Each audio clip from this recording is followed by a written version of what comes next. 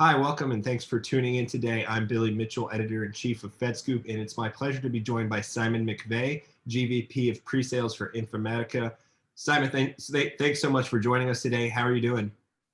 I'm doing great, Billy. Thanks. Really good to be on the interview with you. Yeah, looking forward to this. Absolutely. I'm looking forward to diving into some of the deeper trends of this year's Data in Action Summit. And I wanted to start with the past year. Obviously, a lot has gone on, namely the pandemic, and that changed a lot for government organizations, especially around data management. So I wanted to ask you how this past year has shown why data management is such an important topic when it comes to public sector organizations.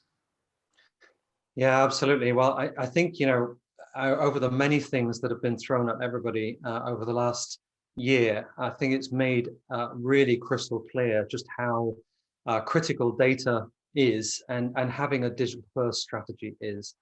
I think prior to the pandemic, there were obviously a lot of very forward-thinking organizations who'd really made a lot of the changes, but there was also a debate going on about the prioritization. Whether having the data management strategy or digital transformation as the absolute top priority was really the way to go, and that debate is well and truly over, thankfully. So I think also organizations have really been forced to face some hard truths, right?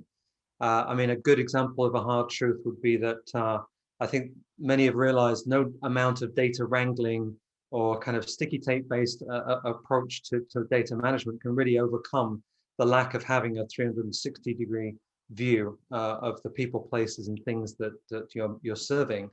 I think also overcoming the lack of a deliberate and thoughtful data management strategy. It's also become clear that needs to be put in place right at the beginning.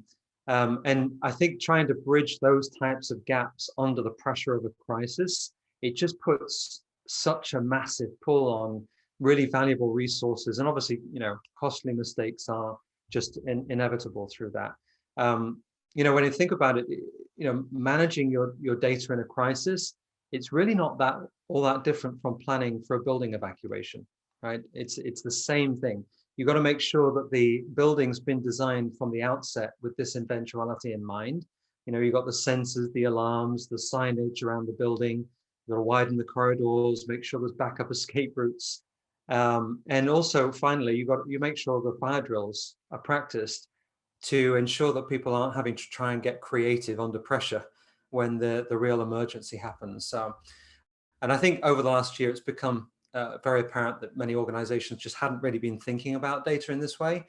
But thankfully, many are now, and I think we're making really great progress.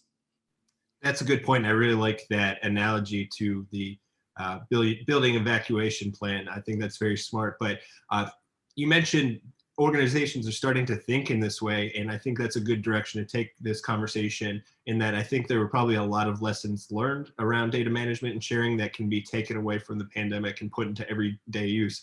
Are there any that come to top of mind for you, Simon?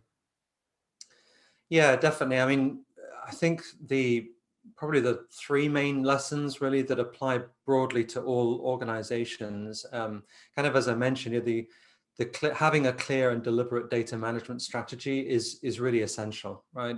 And you've got to ask the hard questions in order to do that. Do you know where your data is? Do you know what state it's in? How do you know that it can be trusted? And also, can the people who need it get access to it easily? And also, can they do that safely and securely without putting the citizens or the organization's data at risk due to things like data privacy issues as well? So that would be the first one. I think second, you've got to make sure that governance, data quality, and privacy are first-class citizens, right? Not waiting for escalations to drive the need for governance, quality, and privacy. It's a lot harder to put these kinds of controls in place when the building's already on fire, right? So that's something that needs to be deliberately done at the outset. And then I guess the third one, which is surprising how often this gets sidelined or deprioritized, but it really is critical, and that's to automate through the use of intelligence, artificial intelligence, machine learning. I think there is just so much, so many millions of hours of collective effort that go into even the basic tasks that are required for data management to be effective. And it's just too much to do manually. It's got to be, we have to really apply intelligent automation to reduce that manual work. And also that frees up data practitioners to be able to invest in creative problem solving, which is, obviously a far more useful activity than basic data management tasks. Yeah, So those are the top three, I think. yeah, I think that automation one's going to be very key in the future. Speaking of that, as organizations mature their data strategies and the use of data in general, what kind of outcomes can they expect to start to begin to benefit from under that sort of maturity?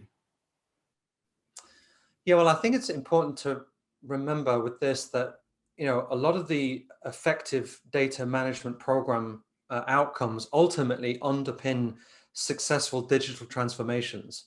So the outcomes that you'd expect from a digital transformation are really, that's the ultimate goal, right? So whether that is supporting a major shift in your operating model, or because you've got a strong data-driven foundation, or if you're able to create and deploy more innovative public services because you now have the agility to be able to move fast, and you've got the data-driven insights to know where to focus and prioritize. So these are all possible once you've got the right foundation in place. I pick a specific example because I think it's useful to go into this. When the pandemic hit, we were doing as you'd expect, we were in the trenches with many agencies across the globe. One that comes to mind is New York State Department of Health in particular. I think when we engaged with that team there, they were really focused on solving immediate issues of being able to rapidly onboard very large amounts of data, and they had it coming in from a lot of different sources. So that was the first priority, right? If you talk about outcomes, the first outcomes were being able to onboard data more rapidly, right? Being able to figure out where the data quality issues were as well. And so we worked to identify and kind of easily resolved a lot of those repeatedly. And then as it evolved, the work was to build a true golden record of their citizen data, right? And that led to a number of different outcomes. I think more effective prioritization of where they focused, right? Because they had having a much clearer picture of the citizen and their needs, and then also surfacing issues that were previously hidden in the data, right? Once you bring it all together in that way, you create that golden record. You're then hanging a lot of the transactional data off that golden record, and there are things that you can spot with a view like that you just otherwise wouldn't know about, and that ultimately leads to better patient outcomes. It leads to better quality services that are being delivered as well, and less omissions due to that lack of visibility. So those are the main ones as it evolves. And there's a lot of really great progress that we're seeing, not just at New York State, but a lot of agencies that are taking this more deliberate approach. That's great. And yeah, we've talked a lot about the progress today, and it seems like things have definitely moved forward in the past year, but I'm sure there are challenges that remain. So I'd love to discuss what those are, and if there's anything you think that could be done to kind of continue to move the ball forward. Yeah, I mean, the fact is, yes, there are a lot of issues that do remain despite the progress, and that's just the nature of progress, right? We progress from one place to another, and we hit new challenges. So I think to pick out some of the ones that are really top of mind, it's become clear how much there is a need for a more a standardized approach to interagency, interdepartmental data sharing. Right, there really needs to be more established standards. It's not actually really a technology issue. I mean, it is to an extent, but the technology already exists to solve this problem.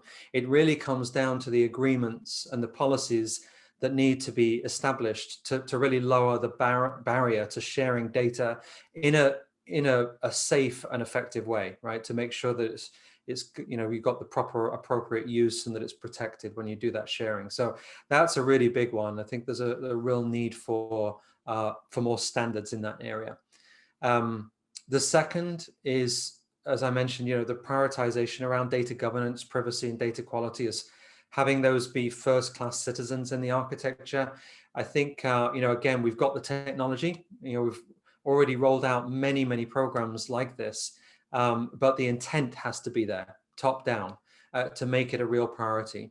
And then the evolution of that is also that is really to empower each citizen to be able to actually view and manage and even maintain their own data that's associated to them, right? Rather than the organizations necessarily having to do that, to democratize more of that data over time.